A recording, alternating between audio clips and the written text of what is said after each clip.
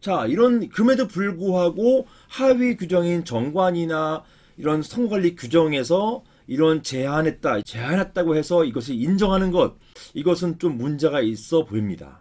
자, 그런데요, 판례는요, 한편 구분 소유자에 대한 요건에 대해서는 언급이 없었어요. 여기에 대해서 판례가 약간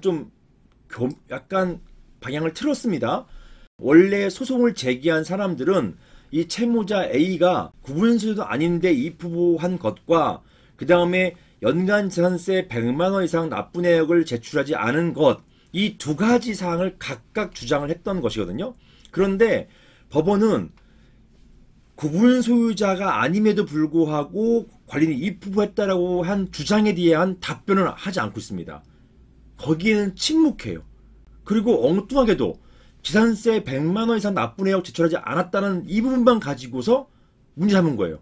그런데요, 실제 이 채무자는요, 그 재산이 있어가지고 재산세 100만 원 훨씬 넘은 재산세를 납부하고 계셨던 분이에요. 단지 선거관리위원회에서 구분소유자일 필요가 없으니까 구분소유자를 전제로 하는 재산세 내역도 낼 필요가 없다, 이렇게 봤던 것 뿐인데, 법원은요, 구분소유자일 필요가 없다라는 선거관리위원회 판단에 대해서는 오히려 판단하지 않고 재산세 100만 원 납부 내역 왜 안 냈느냐, 이것만을 탓해가지고 직무를 정지시켜버립니다. 그래서 판례는 구분 소유자 요건에 대해서는 언급이 없어요. 오로지 재산세 100만 원 납부 내역이 없다는 사실만 가지고 관리인 지위를 부인했습니다. 채무자 이 A는 억울한 거예요. 내라고 하면은 충분히 낼 수 있었거든요. 실제 내역이 있으니까. 그러면 이렇게 볼 수밖에 없어요. 이것은 구분 소유자일 필요가 없는지 여부에 대해서는 입장을 밝히지 않았습니다. 입장을 유보한 것으로 보이는데, 이거는 법과 다른 규약, 즉 사람 같은 경우는 정관이잖아요. 이 정관이 있을 때, 규약 정관이 법과 다른 부분이 있을 때 어떤 부분은 인정하고, 즉 100만 원 재산세 납부하라라고 한 부분에 대해서는 이런 정관 규정은 타당하기 때문에 지켜야 한다, 이렇게 보고, 또 어떤 부분은 부정 또는 유보, 반드시 관리인이어야만 한다 라고 하는 부분에 있어서는 판단을 유보하고, 이렇게 보는 것, 이것은 기준이 명확하지 않다, 이렇게 비춰질 여지도 있겠습니다.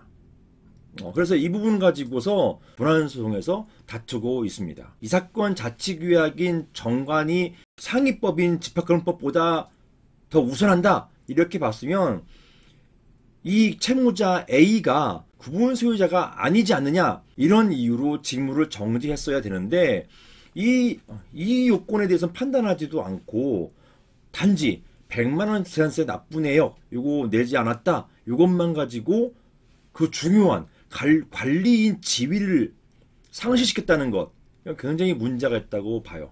오히려 여기에는 다른 견해, 만약에 이게 이 중앙지방법원이 아니라 다른 법원이었다고 한다면은 다른 법원은 달리 판단할 수도 있었다고 보여집니다. 이 관리인 지위가 얼마나 중요합니까? 이게 뭐 단지 재산세 내역 내고 안 내고 따라서 달라지는 게 아니잖아요. 차라리 직무 정지하려고 했다고 한다면은 이 사람이 구분 소유자가 아니기 때문에 직무 정지해야 된다, 이렇게 봤으면은 법원은 정말로 규약을 법보다 더 우선시하는구나, 이렇게 생각할 수도 있었을 건데, 전혀 엉뚱하게 100만 원 납부하지 않은 것 가지고 직무 정지한다, 이렇게 해버리니까 이 사건 상가의 혼란만 더 유발시키는 그런 부분이 있었습니다. 자, 이런 부분은 이게 일반적인 거라고 보기보다는 이 법원, 즉 이 서울중앙지방법원은 이렇게 판단했다, 이런 케이스가 있었다, 이 정도로만 알고 가시면 좋을 것 같습니다. 이것을 일반화할 수는 없어요. 요즘은 이런 가처분 같은 경우는 예전에는 이 판례들이 웬만큼 서로 이렇게 비슷비슷하고 예측 가능성이 있었는데, 요즘은 법원마다 독자적인 견해가 굉장히 세졌어요. 그래서 이 재판부의 성향이나 어떤 판단 기준이 제각기 다릅니다. 그래서 이 판단 예측하기 어려운 부분이 상당히 많이 늘어났어요. 이게 최근 판례의 트렌드다, 이렇게 보시는 것도 참고할 만하다고 생각이 됩니다. 이상입니다.